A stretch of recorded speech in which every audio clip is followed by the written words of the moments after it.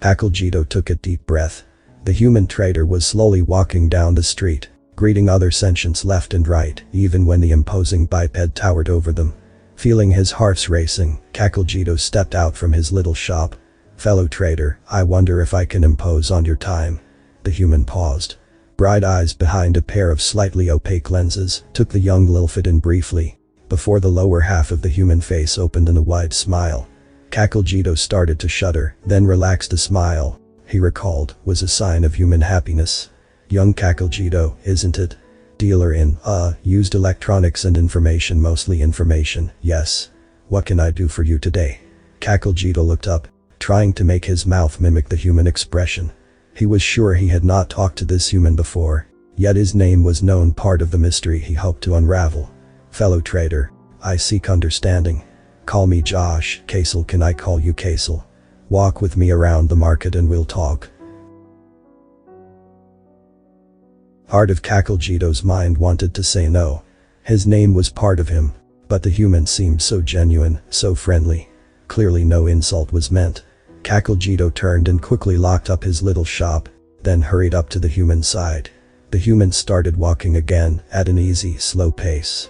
"Fellow friend Josh, I am trying to understand why humans can travel so easily. How humans are welcomed everywhere.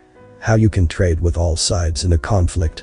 The human looked at him, the soft skin around the corners of the human's eyes crinkling slightly as the human made an odd ha-ha sound. "Kaisel, you know the answer. Humans are welcome everywhere, because humans are friends with everyone. We've never started any wars. We never haggle over prices. We never deliver less than we promise. We are, in short, peaceful. And yet you are death worlders and carnivores. What is known of human pre-FTL history is dominated by strife.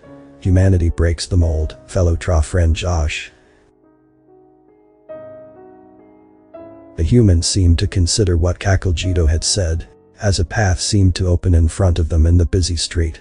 It is no secret that the human was interrupted by a Lug's youngling darting after a ball in front of them. Chuckling, the human caught the child and raised it in the air, tossing it up slightly and catching it gently again. "Careful there, young Soak. Yes, Soak, offspring of Konal. Running into the street can be dangerous." The human lowered the youngling onto the street again. "Your brood mother probably worries over Soak. You should go home. One day you'll be a mighty warrior, but today is not that day." The young Lug stared up at the human, mouths agape, then turned and scurried away, disappearing in the throng. "Ah, kids. As I was saying, Kaisel, there is no secret that humanity has a checkered past. But can we not improve? Must we always be monsters?" Akaljito considered what the human had said in silence, as the pair slowly walked through the business district. "Friend Josh, how come you knew the youngling's name?"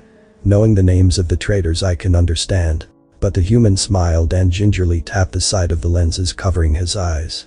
"Some free information for you to trade, Kaisel. Human smart glasses are tied to the hyperweb, because it is useful to know the names of new friends, the wares a city needs, the social mores of friendly species, or what a fellow trader can offer." Akaljito found his head dipping forward, mimicking the human body language for agreement. "So you found the information on the hyperweb.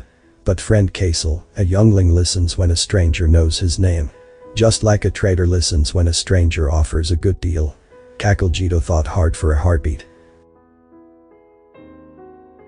"It are the deals, are it not?